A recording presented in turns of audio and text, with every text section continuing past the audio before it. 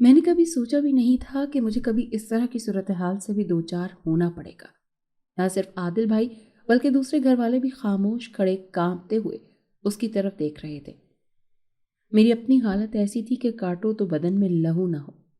मैं भीगी हुई नज़रों से उसे देख रही थी, जिसकी नज़र में मोहब्बत, दुख और गुस्सा सब कुछ था, और मुझे यकीन था कि वो मेरे दिल का हाल भी जान ही गया होगा। मेरी आंखों से आंसू निकल आए। काश उसने मुझसे झूठ न बोला होता। कम से कम मुझे तो वो सब कुछ सच सच बता देता, फिर शायद वो इस मुसीबत में फंसता भी नहीं। मगर मैं इससे ज़्यादा सोच नहीं पाई, क्योंकि उसके चेहरे पर फिर से दर्द, कर्ब के तासुरात नजर आ रहे थे। मैंने तकलीफ से अपनी आंखें बंद कर ली। मैं मजीद ये सब कुछ नहीं देख सकती थी। मेरा नाम आरजू है और मेरी उम्र 22 साल है, और शहर में हमारा एक छोटा सा और प्यारा सा घर है, जहाँ पर मेरे अलावा मेरे दोनों भाई, एक भाभी और छोटी बहन और अम्मी अब्बू रहते हैं। अब्बू की अपनी एक छोटी मोटी कपड़े की दुकान है, जिससे अच्छी खासी आमदनी आ जाती है। बड़े भैया हबीब अहमद फौज में कैप्टन हैं, और छोटे भैया शकीब, मैं और मुझसे छोटी आलिया अभी पढ़ रहे हैं। अब्बू ने भैया की शादी तभी कर दी थी जब वो फौज में भर्ती हुए थे। मेरी भाभी शुमाइला बहुत खूबसूरत और नेक खातून है। वो चूंकि ख़ानदान से बाहर की हैं, इसीलिए उनसे रिश्ता करते वक्त अम्मी को खदशा था कि कहीं वो रवायती बहू न बन जाएं। मगर इस ख्याल को भाभी ने गलत साबित कर दिया। उन्होंने ना सिर्फ भैया को बल्कि हम सबको ही इतनी इज्जत और प्यार दिया, गोया हम कोई गैर नहीं, उनके अपने हों। और मोहब्बत के बदले में भला कोई बेगानगी कैसे बरत सकता है। लिहाजा अब अम्मी की नहीं, 3 बेटियां हैं। भाभी और भैया हमारे साथ नहीं रहते। शादी के बाद चंद महीने वो हमारे साथ रही थी, फिर भैया को मिलिट्री की तरफ से घर मिल गया और वो उनके पास चली गई। भैया की जिस भी स्टेशन पे पोस्टिंग होती, भाभी भी अब साथ ही जाया करती। जिन दिनों भैया को छुट्टियां होती, उन दिनों हम सब की मौजें होती। हम लोग साल भर उस वक्त का इंतज़ार करते रहते हैं, क्योंकि यही वो वक्त होता है जब हम घूमने फिरने के लिए कहीं जा पाते हैं। वरना अव्वल तो हम में से कोई प्रोग्राम बनाता ही नहीं, और बनाए भी तो अम्मी साफ मना कर देती हैं कि भाई मेरे बच्चे अभी आए नहीं, इनके बगैर तो घूमने फिरने का नाम भी मत लेना। ऐसे में अक्सर शरारत से कहती, क्यों अम्मी, क्या हम आपके बच्चे नहीं हैं? तो अम्मी मुस्कुराकर शफकत से कहती, क्यों नहीं हो, लेकिन बेटी माँ के नज़दीक हर बच्चे की अलग अहमियत है, और अगर किसी खुशी के मौके पर वो मौजूद ना हो तो ऐसे तो वो खुशी ही फीकी फीकी लगने लगती है ना। ये कहकर उनकी आंखों में आंसू उभर आते तो मैं उनके गले लग जाती और कहती, यार अम्मी, क्या ज़रा ज़रा सी बात पर आप रोना धोना शुरू कर देती हैं? भैया भाभी आ जाएंगे तो हम सब मिलकर घूमने चलेंगे। आप खुश? मेरी बात सुनकर वो प्यार से मुस्कुरा देती। मोहब्बत और यगानियत के इन्हीं रंगों से सजी हमारी ज़िंदगी बहुत अच्छी गुजर रही होती, अगर हम लोग वो सफ़र न करते जिसने हमारी ज़िंदगियां बदल दी और मुझसे बहुत कुछ छीन लिया। वो दिसंबर की पहली तारीख थी। मैं आतिशदान के करीब बैठी नॉवल पढ़ रही थी। चंद दिन पहले ही मेरे एग्ज़ाम्स ख़त्म हुए थे, और अब फरागत ही फरागत थी। वक्त गुजारी के लिए मैं नॉवल और रिसाले पढ़ा करती थी। इस वक्त भी एक मोटे से नॉवल के मुताले में बुरी तरह गर्क थी, जब अचानक फ़ोन की घंटी बजने लगी। उस बेवक्त की घंटी ने मुझे अच्छा खासा डिस्टर्ब कर दिया, इसीलिए नंबर देखे बगैर ही मैंने रिसीवर उठाकर कान से लगाया और ख़ास से बुरे और बेजार से अंदाज में बोली, हेलो जी, फरमाएं। दूसरी तरफ से भाभी की आवाज़ सुनाई दी। फरमाने को तो बहुत कुछ है, क्या सुनना पसंद करोगी पहले? मैं खुशी से उछल पड़ी, भाभी। भाभी की आवाज़ सुनाई देते ही मेरी सारी बेजारी रफू चक्कर हो गई। मैंने खुशी से तकरीबन चीखते हुए कहा, भाभी, ये सचमुच आप है ना? कहीं मैं ख्वाब तो नहीं देख रही? भाभी ने हंसते हुए कहा, अरे मैं पगली, मैं ही हूँ। लगता है खुशी से बावली हो गई हो। मैंने फौरन ही सबकी शिकायतें लगाते हुए कहा, यार भाभी, सचमुच अभी आपको ही याद कर रही थी। बहुत बोर हो गई हूँ मैं यहाँ पर। शकीब भाई को दोस्तों से फुर्सत नहीं, अब वो दुकान पर और अम्मी पड़ोस में चली जाती हैं, और आलिया के इम्तिहान हो रहे हैं। मेरे लिए तो किसी के पास टाइम ही नहीं है। भाभी के बजाय इस बार भैया ने हंसते हुए कहा, अच्छा भाई अच्छा, समझ गए हम कि आप इस वक्त दुनिया की सबसे अकेली खातून हैं। मैंने बुरा सा मुंह बनाकर कहा, उड़ा लें आप भी मजाक। भूल गए अपने पीएम वाले दिन? जब इजाज़त मिलते ही मुझे कॉल किया करते थे और सारे दोस्तों और सीनियर्स की चुगलियां किया करते थे मेरे साथ। इस बार भैया और भाभी दोनों का जोरदार कहकहा सुनाई दिया। फिर भैया बोले, तौबा है आरजू, तुम तो किसी जली कटी पड़ोसन की तरह ताने देने पर उतर आई हो। अच्छा छोड़ो इन बातों को, मैंने तो ये बताने के लिए फ़ोन किया था तुम्हें कि मुझे इस बार पूरे 1 महीने की छुट्टी मिल गई है और हम लोग इस वीकेंड पर घर आ रहे हैं। हाय भैया, सचमुच? मैं खुशी से उछल पड़ी। वीकेंड में बस 2 ही दिन थे, इसका मतलब था कि 2 दिन बाद भैया घर में होंगे। भैया ने मुस्कुराते हुए कहा, हाँ सचमुच। थोड़ी देर और बातें करने के बाद भैया ने फ़ोन बंद कर दिया। अम्मी पड़ोस से वापस आईं तो वो भी ये खबर सुनकर खुशी से निहाल हो गईं। अब हम सब बेसब्री से ये 2 दिन गुजर जाने का इंतज़ार कर रहे थे और इंतज़ार के ये लम्हात भी बहुत जल्द गुजर गए और भैया और भाभी हमारे दरमियान में मौजूद थे। ये बहुत ही खुशगवार दिन था। भैया और भाभी के साथ मिलकर हम लोगों ने इस बार शुमाली इलाका जात में घूमने फिरने का प्रोग्राम बनाया और इस प्रोग्राम में हमारे साथ मामू जान भी अपनी फैमिली के हमरा शामिल हो गए। मामू जान के 2 ही बच्चे थे, आदिल भाई और नौशीन। नौशीन मेरी हम उम्र थी और आदिल भाई भी हम उम्र ही थे, लेकिन इसके बावजूद हम दोनों की खूब निपटी थी। मेरे और आदिल भाई के शौक़ एक दूसरे से मिलते थे। हम दोनों ही किताबों के रसिया थे और सैर व सयाहत के शौकीन, इसीलिए इस सफ़र की सारी मनसूबाबंदी हम लोग कर रहे थे। अगले दिन आलिया का आखिरी पर्चा था और उसके साथ ही हम लोगों की पैकिंग भी मुकम्मल हो गई और हम लोग रवाना हो गए। यहाँ से बायर रवाना हुए थे, मगर इसके बाद का सफ़र हमने बजरिया सड़क तय किया। रास्ते में हल्ला गुल्ला करते और खूबसूरत मनाजिर से लुत्फ़अंदोज़ होते हुए अपनी मंजिल पर पहुँच गए। यहाँ पर एक खूबसूरत और अच्छे से होटल में हमारे लिए कमरे पहले ही बुक्ड थे, इसलिए हमें कोई परेशानी नहीं हुई। वो सारा दिन तो सफ़र की थकान उतारने में गुजर गया। अगले रोज़ हम घूमने के लिए अपने प्रोग्राम तरतीब दे रहे थे कि आदिल भाई बोल उठे, हबीब, यहाँ से थोड़ी दूर सुना है कि एक पुराने किले के खंडरात हैं, क्या ख्याल है वो ना देखने चलें? सब ये बात सुनकर हंसने लगे। भैया ने कहा, यार हबीब, हम लोग यहाँ दुनिया के खूबसूरत तरीन नज़ारों से लुत्फ़अंदोज़ हो रहे हैं और तुम्हें वीरान किले के उजड़े हुए खंडर देखने की सूझी है। आदिल भाई ने कहा, अजीब बदज़ौक़ लोग हो तुम भी। तारीख़ी मकामात से बेहतर और कोई देखने के लायक जगह होती है क्या? भाई मैं तो ज़रूर जाऊँगा, तुम लोगों में से कोई चले या ना चले। मैंने फ़ौरन हाथ उठाकर कहा, मैं भी जाऊँगी, मुझे भी वो किला देखना है। बाकी लोगों में से कोई भी साथ चलने को राज़ी ना हुआ, इसीलिए हम दोनों ने ही प्रोग्राम बना लिया। सुबह सवेरे ही चलेंगे और थोड़ी देर तक किला देखकर वापस आ जाएंगे। अगले दिन जब सब सो रहे थे तब ही हम दोनों बाहर निकल गए। आदिल भाई ने कल ही एक टैक्सी वाले से बात कर ली थी और वो वक्त मुकर्ररा पर हमें लेने के लिए आ गया। सर्दी बहुत ज़्यादा थी, इसीलिए मैंने स्वेटर और शाल ओढ़ रखी थी। टैक्सी फर्राटे भरती हुई आगे बढ़ने लगी और आधे घंटे के बाद उसने हमें मतलूबा जगह पर उतार दिया। टैक्सी ड्राइवर ने हाथ के इशारे से रास्ता बता दिया तो आदिल भाई ने उसे भी साथ चलने को कहा, मगर उसने इनकार में सर हिलाते हुए कहा कि नहीं साहब जी, मेरे तो फरिश्ते भी उधर को ना जाए। वीरान किला है, वो भी सदियों पुराना, और कोई इधर आता जाता भी नहीं है। अल्लाह जाने क्या हो वहाँ पर। मैं आपको मना तो नहीं कर सकता, मगर ये ज़रूर कहूँगा कि एहतियात कीजिएगा। टैक्सी ड्राइवर की बात सुनकर मुझे कुछ डर लगा, लेकिन आदिल भाई ने जब उसकी बात को हंसी में उड़ा दिया तो मैं भी हिम्मत करते हुए अपना कैमरा संभाल कर उसके पीछे चल पड़ी। रास्ता गड्ढों और खुदरो पौधों से अटा हुआ था, मगर गुजरने के काबिल था। हम लोग एहतियात से चलते हुए किले की फलकपोश इमारत की तरफ चल पड़े। ये इलाका शहर से बाहर था, इसीलिए आसपास खामोशी थी।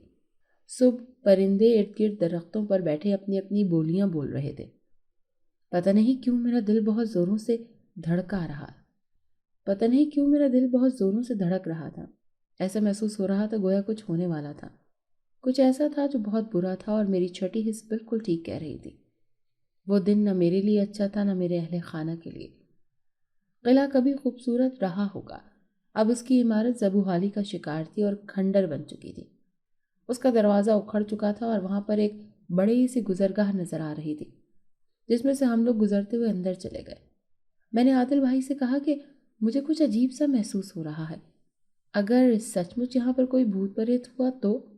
उन्होंने मुस्कुरा कर कहा, कैसी बातें कर रही हो आरजू, तुम भी उस टैक्सी ड्राइवर की बातों पर यकीन कर रही हो? अरे ये भूत प्रेत कुछ नहीं होता, वैसे ही लोगों ने अफवाह उड़ाई हुई है। आदिल भाई ने जो ही बात मुकम्मल की, अचानक ही कोई परिंदा जोर से बड़ी हौलनाक आवाज़ में चीखा। मैंने बुरी तरह डर कर आदिल भाई का बाजू थाम लिया। उन्होंने मुस्कुरा कर मेरा सर थपथपाते हुए कहा, कुछ नहीं है पगली, डरो मत। मैंने खज्जल सी होकर उनका बाजू पकड़ लिया। सूरज अब पूरी आबोताब से चमक रहा था। मेरा डर भी अब काफी हद तक रफा हो गया था। हमने कैमरे संभाले और फोटोग्राफी करने लगे। तस्वीरें लेते हुए एक नीम अंधेरे से कमरे में दाखिल हो गई। यहाँ पर आते ही एक अजीब सा एहसास हुआ। ऐसा लगा जैसे सारे जिस्म में सर्दी की एक तेज लहर सी दौड़ गई है। मैं कांप उठी। इसके साथ ही मुझे ऐसा लगने लगा जैसे जैसे यहाँ कोई मौजूद हो। मैंने हाथ में मौजूद टॉर्च जलाकर रोशनी इर्द गिर्द फेंकी, मगर वहां पर कोई नजर नहीं आया। उसी वक्त आदिल भाई की आवाज सुनाई दी, आरजू, आरजू। मैं जल्दी से बाहर निकल आई। आदिल भाई भी किले का ज्यादातर हिस्सा देख चुके थे और अब सहन में खड़े इधर उधर देख रहे थे। मैंने कहा, मैं इधर हूँ आदिल भाई। उन्होंने जल्दी से मेरा हाथ थामा और तेज तेज कदमों से बाहर की तरफ चलने लगे। मैंने घबरा कर पूछा, क्या बात है आदिल भाई, सब खैर तो है ना? आप इतने परेशान क्यों नजर आ रहे हैं? आदिल भाई ने कहा, हाँ सब खैर है, जल्दी चलो यहाँ से। उनकी इस बात ने मुझे और परेशान कर दिया। आदिल भाई किसी मामूली सी बात पर परेशान होने के आदी ना थे। इतनी सर्दी में भी उनके चेहरे पर अगर पसीने के कतरे नमूदार हो रहे थे तो इसका यही मतलब था कि कोई संगीन मसला ही है। इसलिए मैंने मजीद सवाल जवाब से गुरेज किया और चुपचाप उनके साथ चलती रही। टैक्सी ड्राइवर अपनी टैक्सी से टेक लगाए हमारा मुंतजर खड़ा था।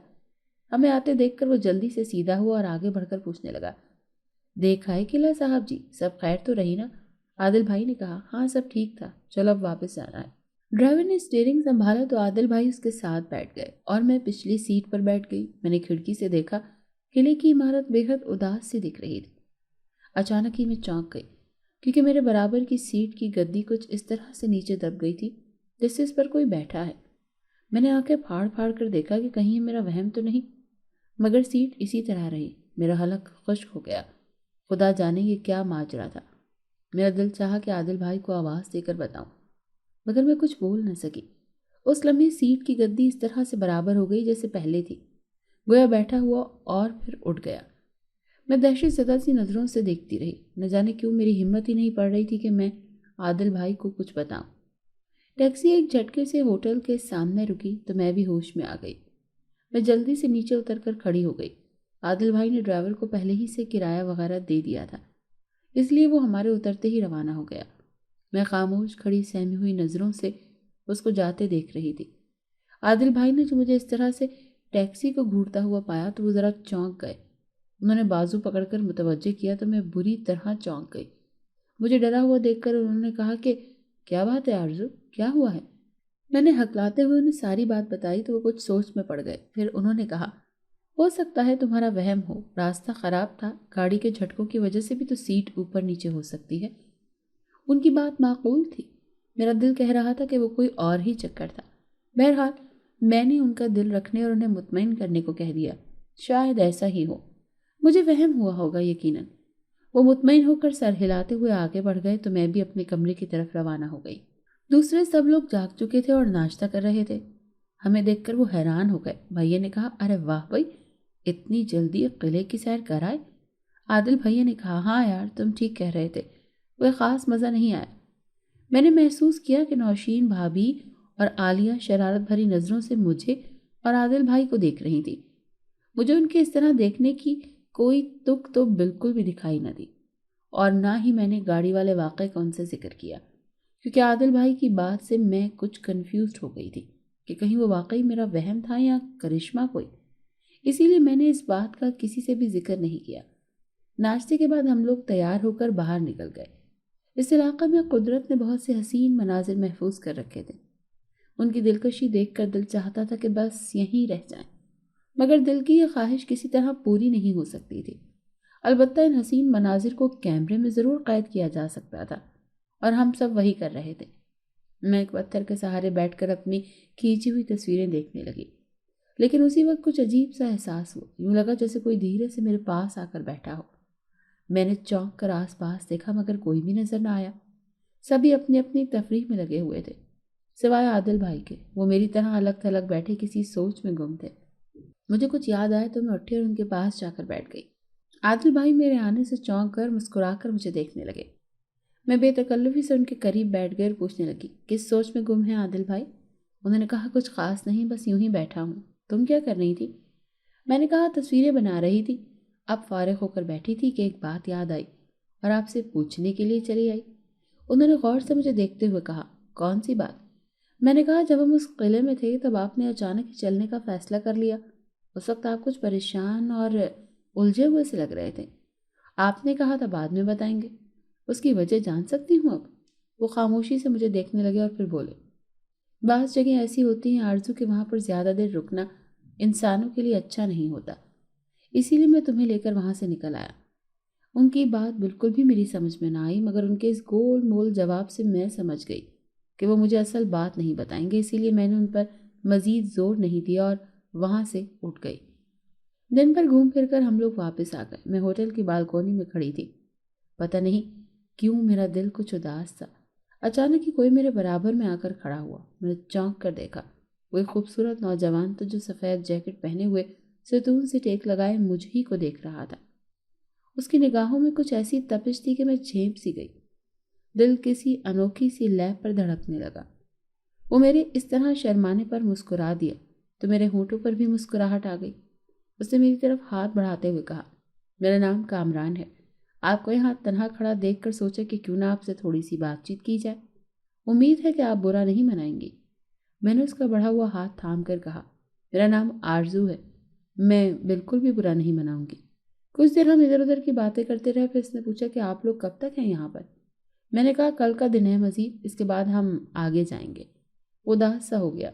اس کو دکھی دیکھ کر میں بھی بے چین سی ہو گئی، مگر ظاہر ہے کچھ کر نہیں سکتی تھی۔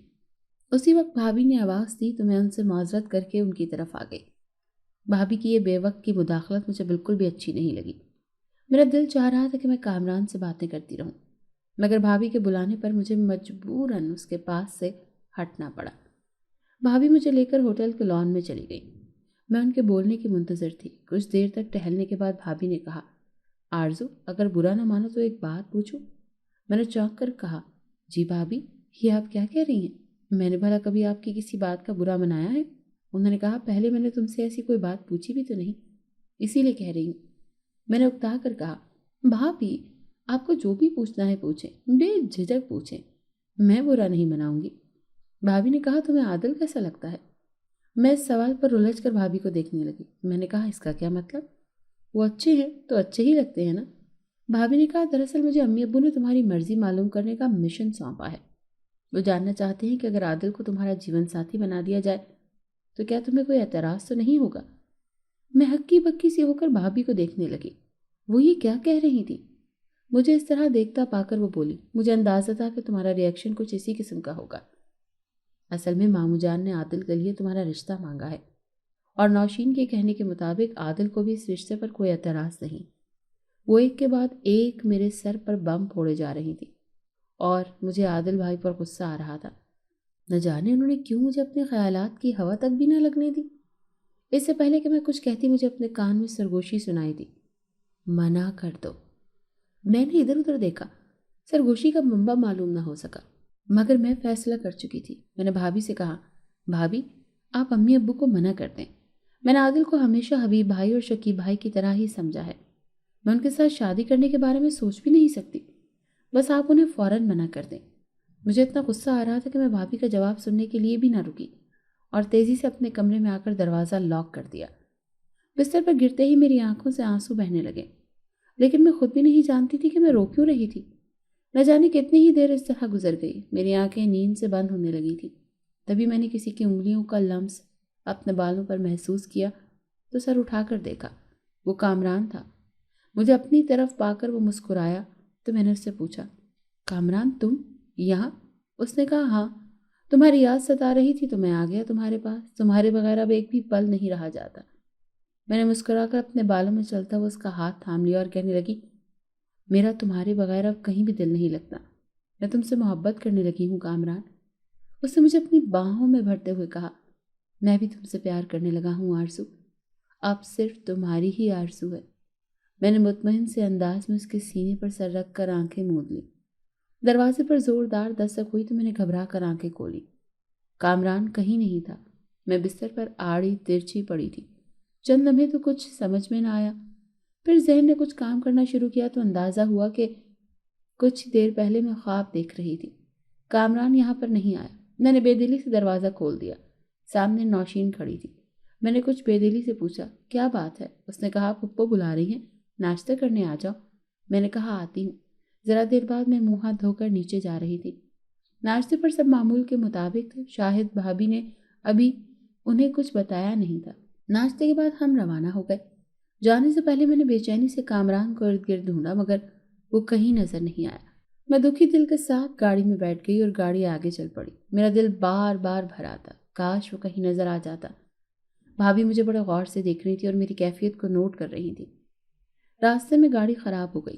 ہم سب نیچے اتر آئے اور ڈرائیور اسے ٹھیک کرنے لگا۔ وقت گزاری کرنے کے لیے سب ادھر ادھر بکھر گئے۔ میں اور عالیہ سڑک پر ٹہلتی ہوئی ذرا آگے کو چلی گئی۔ ذرا دور سموسے والا نظر آیا تو عالیہ کا چٹورا پن جاگ گیا۔ اس نے مجھ سے کہا، آپی تم ادھر ہی ٹھہرو، میں سموسے لے کر ابھی آئی۔ میرا جواب سنے بغیر وہ ادھر چل پڑی۔ میں ایک جگہ ٹھہرنے کے بجائے آگے بڑھ گئی۔ میرا ارادہ زیادہ دور جانے کا نہیں تھا۔ میں واپس آنے لگی مگر نہ جانے کہاں سے 4 لڑکوں کی ایک ٹولی سامنے آ گئی۔ مجھے دیکھ کر وہ میرے راستے میں کھڑے ہو گئے اور تنگ کرنے لگے۔ اسی وقت شکیب بھائی کی نظر مجھ پر پڑی اور وہ تیزی سے میرے قریب آنے لگے تو وہ لڑکے کھسک گئے۔ میں بھائی کے ساتھ چل پڑی۔ ہم دونوں نہیں جانتے تھے جیسے ہی وہ لڑکے ذرا آگے کچھ ویران جگہ پر گئے تو اچانک ہی کسی نادیدہ ہاتھ میں موجود پھندے نے ان میں سے ایک کے گلے کو اپنی گرفت میں لے لیا۔ اس کی یہ حالت دیکھ کر دوسرے بھاگنے لگے لیکن وہ زیادہ دور نہیں جا پائے۔ ان چاروں کی موت دم گھٹنے سے ہوئی اور اس کے ساتھ ہی وہ پھندا بھی غائب ہو گیا۔ اس سب سے بے خبر دوپہر تک ہم اپنی اگلی منزل پر پہنچ گئے۔ یہ ہنزا کا علاقہ تھا، خوبصورت ترین مقام، مگر اس کی خوبصورتی مجھ پر اثر نہ کر سکی کیونکہ میں تو کامران کے بچھڑنے کا غم منا رہی تھی۔ یہاں بھی بھیا لوگوں نے کمرے پہلے سے بک کروا رکھے تھے۔ لڑکے تو سارے ہمیں یہاں چھوڑ کر کسی کام سے مارکیٹ تک چلے گئے، البتہ ابو اور ماموں جان یہیں پر رہے۔ کمرے میں گھٹن سی ہونے لگی تو میں باہر نکل آئی۔ ہوٹل کے سبزہ زار پر ٹہلنے لگی۔ اچانک ہی کوئی میرے ساتھ آ ٹکرایا تو میں گرتے گرتے بچی۔ میں نے اس سے میں پلٹتے ہوئے کہا، اندھے ہو گئے ہو کیا؟ نظر نہیں آتا تمہیں؟ سامنے والے نے مجھے تھامتے ہوئے کہا، تمہارے بغیر تو اب کچھ بھی نظر نہیں آتا۔ میں حیرت اور خوشی سے اچھل پڑی۔ وہ تو کامران تھا۔ مجھ پر تو گویا شادی مرگ کی سی کیفیت طاری ہو گئی۔ میں نے خوشی سے لرزتی آواز میں کہا، تو تم یہاں کیسے؟ وہ مسکرا دیا۔ اس نے کہا، جہاں پر تم ہوگی مجھے وہاں اپنا منتظر پاؤ گی۔ میں نے بھیگی نظروں سے کامران کو دیکھا تو اس کے چہرے پر پریشانی چھا گئی۔ کامران نے مجھے غور سے دیکھا اور کہا، کیا بات ہے آرزو، تمہاری آنکھوں میں یہ آنسو کس لیے؟ میں نے کہا، کامران میں بھی تم سے محبت کرنے لگی ہوں، میں تمہارے علاوہ اور کسی کا سوچ بھی نہیں سکتی۔ کامران مسکراتے ہوئے بولا، اس میں رونے والی کیا بات ہے پگلی؟ اگر تم کہو تو میں ابھی تم سے شادی کے لیے تیار ہوں۔ ابھی میں کچھ کہنے والی تھی کہ مجھے اپنے پیچھے بھابھی کی آواز سنائی دی۔ آرزو، بھابھی نے کہا۔ میں نے مڑ کر دیکھا، بھابھی میرے پیچھے کھڑی تھی۔ وہ مجھے اور کامران کو دیکھ چکی تھی۔ بھابھی کو دیکھ کر کامران چلا گیا اور بھابھی مجھے لے کر بیٹھ گئی۔ بھابھی نے مجھے سوالیہ نظروں سے دیکھتے ہوئے کہا، آرزو یہ لڑکا کون تھا اور تم کب سے مل رہی ہو اس سے؟ میں نے جواب دیتے ہوئے کہا کہ میں اسے ہوٹل کے باہر ملی تھی۔ ہم دونوں ایک دوسرے سے محبت کرتے ہیں اور کامران مجھ سے شادی کرنے کے لیے بھی تیار ہے۔ میری بات سن کر بھابھی خاموشی سے مجھے دیکھ رہی تھی۔ میں نے ان کی چپ سے تنگ آ کر کہا، بھابھی آپ چپ کیوں ہو گئی ہیں؟ میں کامران کے علاوہ اور کسی سے شادی نہیں کروں گی، کیا آپ میری مدد کریں گی؟ بھابھی نے گہری نظروں سے مجھے دیکھا اور کہنے لگی، ٹھیک ہے آرزو، ہم سب کی خواہش تھی کہ تمہاری اور عادل کی شادی ہو، مگر تم کامران سے محبت کرتی ہو تو ہم تم سے کوئی زبردستی نہیں کر سکتے، مگر ابو اور تمہارے بھائی بنا کچھ دیکھے بھالے تمہارا اس سے رشتہ کرنے کو ہرگز بھی تیار نہیں ہوں گے۔ اس لیے کہوں کہ اگر وہ تم سے محبت کرتا ہے تو اپنے بارے میں سب کچھ بتائے آ کر، وہ لوگ چھان بین کریں گے اور اگر سب اچھا ہوا تو انہیں کوئی اعتراض نہیں ہوگا۔ یہ کہہ کر بھابھی تو چلی گئی اور میں کسی گہری سوچ میں کھو گئی۔ واقعی میں بھابھی ٹھیک کہہ رہی تھی، میں اس سے سرے راہ ملی تھی اور اسے اپنا سب کچھ مان بیٹھی، لیکن کتنی مضحکہ خیز بات تھی کہ میں اس کے بارے میں کچھ بھی جان نہیں سکی تھی۔ میں نے اگلے روز کامران سے اس بارے میں بات کی تو اس نے بتایا کہ اس کے ماں باپ کا انتقال ہو چکا ہے اور کوئی بھائی بہن نہیں ہے، نہ ہی کوئی رشتہ دار۔ اس نے اپنے گھر کا پتہ لکھ کر دیا اور وہ میں نے بنا دیکھے اپنے بیگ میں محفوظ کر لیا۔ میری اور کامران کی ملاقاتیں بدستور جاری تھیں۔ بھابھی کے توسط سے سب کو پتہ چل گیا تھا کہ میں اور کامران ایک دوسرے کو پسند کرتے ہیں۔ ماموں لوگ چند دن تک کچھ ناراض سے رہے، مگر پھر سب نارمل ہو گیا۔ میرے گھر والوں کو اس بات پر کوئی اعتراض نہیں تھا۔ سفر کا اختتام ہوا تو ہم لوگ اپنے گھروں کو لوٹ آئے۔ اگلے دن عادل بھائی ہاتھ میں چند تصاویر اٹھائے گھر لے آئے۔ وہ بہت الجھے ہوئے پریشان نظر آ رہے تھے۔ انہوں نے آتے ہی مجھے الگ بلایا اور کہنے لگے، آرزو، کیا تمہیں کامران کے اندر کوئی غیر معمولی بات نظر آئی؟ میں نے چونک کر دیکھا۔ کیا مطلب؟ انہوں نے مجھے کچھ تصویریں دکھائیں۔ ان میں کسی میں صرف تصویر کا بیک گراؤنڈ نظر آ رہا تھا۔ میں نے نہ سمجھی سے انہیں دیکھا تو انہوں نے جو تفصیلات بتائیں وہ یہ تھیں۔ عادل بھائی نے سب کی کئی تصاویر لی تھی۔ آج جب وہ ان کے پرنٹ نکلوانے کے لیے گئے تو یہ دیکھ کر انہیں جھٹکا لگا کہ جن تصاویر میں کامران تھا وہ بالکل خالی تھی۔ انہیں اس بات پر شک ہوا کہ وہ انسان نہیں، کوئی اور مخلوق ہے۔ میں نے بے یقینی سے ان کی بات سنی۔ تب انہوں نے کہا، اگر تمہیں میری بات کا یقین نہیں آتا تو اس کے سامنے قرآن پاک کی تلاوت کر کے دیکھو، پتہ چل جائے گا۔ اگلے دن کامران آیا تو میں نے اپنے سچ کا ثبوت دینے کے لیے جو ہی اس کے سامنے تلاوت کی، اس کی حالت غیر ہونے لگی۔ وہ ایک غیر مسلم جن تھا۔ اس بات کا اندازہ مجھے تب ہوا جب میں نے اونچی آواز میں قرآن پڑھنا شروع کیا۔ میری تلاوت شروع کرتے ہی اچانک وہ زور سے چلایا، بند کرو، بند کرو یہ تلاوت۔ لیکن میں نے پڑھنا بند نہیں کیا۔ اس کی سرخ آنکھیں شعلہ برسانے لگیں۔ اگلے چند لمحوں کے بعد وہ غائب ہو گیا اور میں پھوٹ پھوٹ کر رونے لگی۔ میری محبت مجھ سے روٹھ گئی تھی۔ اس دن کے بعد سے زندگی میرے لیے ایک بار گراں بن گئی۔ رات کو میں سونے کے لیے لیٹی تو بستر کے سرہانے کسی کو موجود پایا۔ نگاہ اٹھا کر دیکھا تو وہ کامران تھا۔ وہ بہت غصے میں تھا اور میں لرز کر رہ گئی۔ قسمت نے بھی ایک عجیب ہی مذاق کیا تھا میرے ساتھ۔ ایک جنزادی کی محبت میں مبتلا ہو گئی تھی میں، اور جب تک لا علم تھی تب تک اس کے ساتھ ہوتے کبھی ڈر نہیں لگا تھا، اور آج میں اسے دیکھ کر خوف سے کانپ رہی تھی۔ کامران نے مجھے دکھ سے دیکھتے ہوئے کہا، تم اب مجھ سے ڈر رہی ہو آرزو؟ مجھ سے؟ میں تمہارا وہی کامران ہوں جس پر تم جان چھڑکتی تھی۔ آج اتنی دور ہو گئی ہوں مجھ سے۔ اس کی آواز میں اتنا درد تھا کہ میرے رکے ہوئے آنسوؤں کا بند پھر سے ٹوٹ گیا۔ میں نے سسکتے ہوئے کہا، کامران، کیوں کیا تم نے ایسا میرے ساتھ؟ کیوں جھوٹ بولا تم نے مجھ سے؟ وہ غصے سے بولا، تو کیا کرتا؟ سچ سننے کے بعد کیا تم میری محبت کو قبول کر لیتی؟ یہی حشر ہوتا تمہارا جو اب ہو رہا ہے۔ اس طرح خوفزدہ ہو کر بھاگ جاتی تم مجھ سے۔ میں سسکنے لگی۔ وہ دھیرے دھیرے چلتا میرے قریب آیا، لیکن مجھے چھوتے ہی اس کو جھٹکا سا لگا اور وہ اچھل کر کئی فٹ دور چلا گیا۔ اس نے تکلیف سے اپنا ہاتھ جھٹکتے ہوئے کہا، تم نے کیا باندھ رکھا ہے؟ اس کے پوچھنے پر مجھے یاد آیا، اس کی حقیقت سے آگاہ ہونے کے بعد بھابھی نے میرے بازو پر ایک تعویذ باندھ دیا تھا۔ اسے بھی اندازہ ہو چکا تھا کہ میں نے کوئی تعویذ باندھ رکھا ہے، اسی لیے اس نے کہا، وہ تعویذ اتار دو آرزو، وہ تمہیں مجھ سے دور کر رہا ہے۔ میرا یقین کرو، میں تمہیں کبھی بھی کوئی نقصان نہیں پہنچاؤں گا۔ مگر میں خاموش بیٹھی رہی۔ اس وقت دروازہ کھلا اور عادل بھائی اندر آئے۔ وہ اس جنزادے کامران کو نہیں دیکھ پائے۔ اس نے جب دیکھا کہ میں اس کی کسی بھی بات کا اثر قبول نہیں کر رہی تو ایک نفرت بھری نگاہ مجھ پر ڈالتے ہوئے وہ غائب ہو گیا۔ عادل بھائی نے نہ جانے کیا کہا، مگر میں گمسم بیٹھی رہی۔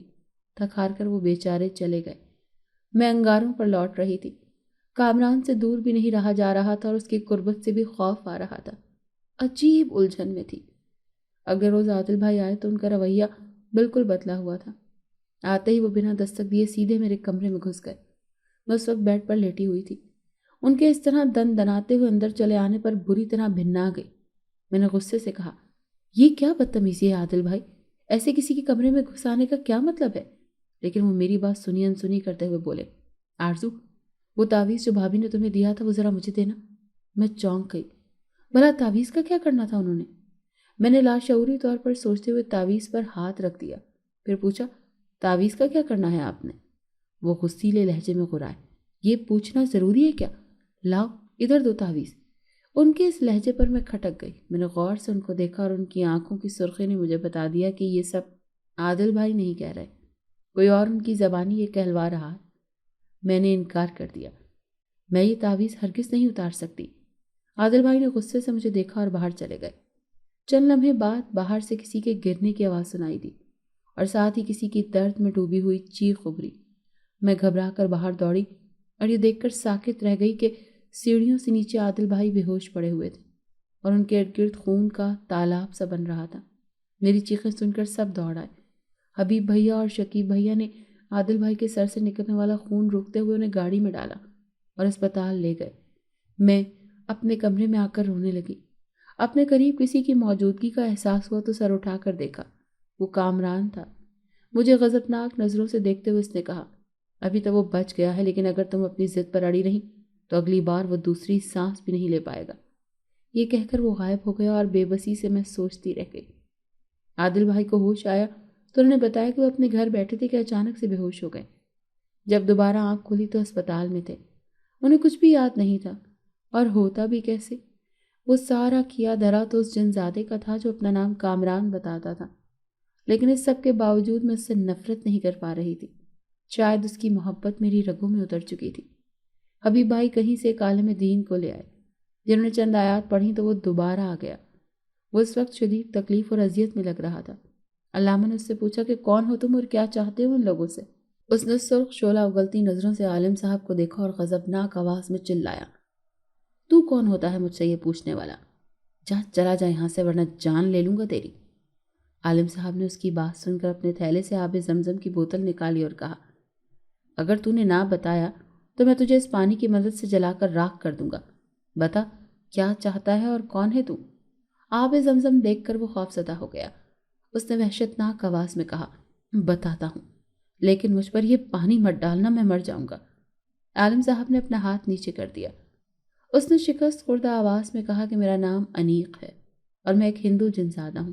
میں برسوں پہلے اپنی دنیا چھوڑ کر انسانوں کی دنیا میں چلا آیا تھا۔ بہت عرصے تک میں ادھر ادھر بھٹکتا رہا، پھر مجھے ایک ویران قلعہ پسند آ گیا۔ میں نے اس میں رہائش اختیار کر لی۔ وہ قلعہ الگ تھلگ تھا اور وہاں انسانوں کی آمد و رفت نہیں تھی، اسی لیے میں سکون سے وہاں رہ رہا تھا، مگر پھر یہ لڑکا اور آرزو وہاں پر آ گئے۔ میں آرزو کو دیکھتے ہی اس کی محبت میں مبتلا ہو گیا۔ میں نے اسے اپنے وجود کا احساس دلانے کی کوشش کی، مگر یہ ڈرنے لگی۔ اب میں اسے انسانی روپ میں ملا۔ میں نے اسے اپنی اصلیت چھپا لی اور خود کو کامران کے نام سے متعارف کروا کر اس کے قریب ہو گیا۔ آرزو بھی مجھ سے محبت کرنے لگی، مگر عادل کو مجھ پر شک ہو گیا اور اس نے آرزو کو میرے خلاف بھڑکا دیا، اور یوں اس پر میری اصلیت کھل گئی۔ اس کے اعتراف میں محبت پر میری آنکھوں سے آنسو بہنے لگے۔ دل میں اس کی محبت کا دیا پھر سے روشن ہو گیا۔ میں نے کبھی سوچا بھی نہیں تھا کہ مجھے اس طرح کی صورتحال سے دوچار ہونا پڑے گا۔ نہ صرف عادل بھائی بلکہ دوسرے گھر والے بھی خاموش کھڑے کانپ رہے تھے اور اس کی طرف دیکھ رہے تھے۔ میری اپنی حالت ایسی تھی کہ کاٹو تو لہو نہیں والا معاملہ تھا۔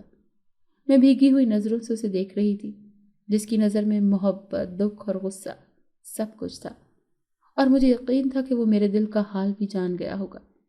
میری آنکھوں سے آنسو نکل آئے۔ کاش اس نے مجھ سے جھوٹ نہ بولا ہوتا، کم سے کم مجھے تو وہ سب کچھ سچ سچ بتا دیتا، پھر شاید وہ اس مصیبت میں پھنستا بھی نہیں۔ مگر میں اس سے زیادہ سوچ نہیں پائی، کیونکہ اس کے چہرے پر پھر سے درد اور کرب کے تاثرات نظر آ رہے تھے۔ میں نے تکلیف سے اپنی آنکھیں بند کر لی۔ میں مزید یہ سب کچھ نہیں دیکھ سکتی تھی۔ عالم صاحب نے اس سے کہا کہ اگر تم وعدہ کرو کہ ہمیشہ ہمیشہ کے لیے اس بچی کا پیچھا چھوڑ دو گے تو میں تمہیں آزاد کرنے کو تیار ہوں۔ وہ چند لمحے تک خاموش بیٹھا رہا اور پھر بولا، ٹھیک ہے، میں ہمیشہ کے لیے چلا جاؤں گا۔ اس کے وعدے پر اعتبار کرتے ہوئے علامہ صاحب نے اسے رہا کر دیا۔ اس نے ایک دکھی اور اداس نظر مجھ پر ڈالی اور پھر دھواں بن کر غائب ہو گیا۔ امی ابو نے بعد میں مجھ پر بہت زور ڈالا کہ میں عادل سے شادی کر لوں، اور وہ خود بھی یہی چاہتا تھا، مگر میں نے سختی سے منع کر دیا۔ عادل تو کیا، میں اب کسی سے بھی شادی نہیں کرنا چاہتی تھی۔ اپنے دل میں انیق کی محبت کو دبائے میں آج بھی جی رہی ہوں۔